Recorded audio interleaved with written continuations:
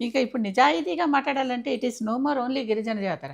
గిరిజన అందరికి జాతర ఇంకా మాత్రమే కాదు, వాళ్ళొస్తారు ఖచ్చితంగా. హ్మ్. అందరూ గూడా వస్తారు, అందరూ గూడా చేసుకుంటారు. కనుక ఇప్పుడు నలుగురికి సంబంధించిన జాతర అయిపోయిందది. అవును. చక్కగా అందరూ చేసుకుంటారు. ఆ దేవతల మీద విశ్వాసం ఉన్న వాళ్ళందరూ. హ్మ్. ఎప్పుడైనా కూడా దేవతా శక్తిని కించపరచకూడదు. అవును. నమ్మండి, నమ్మకముండి అది మీ ఇష్టం. అలాగని చులకన చేసి మాట్లాడటం మాత్రం చాలా తప్పు. ఎవరైతే చులకన చేసి మాట్లాడతారో వెంటనే వాళ్ళకేదో ఒకటి ఏమీ లేకపోయినా ఎదురు దెబ్బైనా తగులుతుంది. అవును.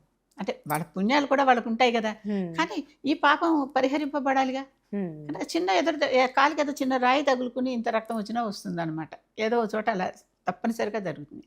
కనుక దేవతలను ఎప్పుడూ కూడా మనం పూజిస్తాం, మనం పూజించం వేరే విషయం.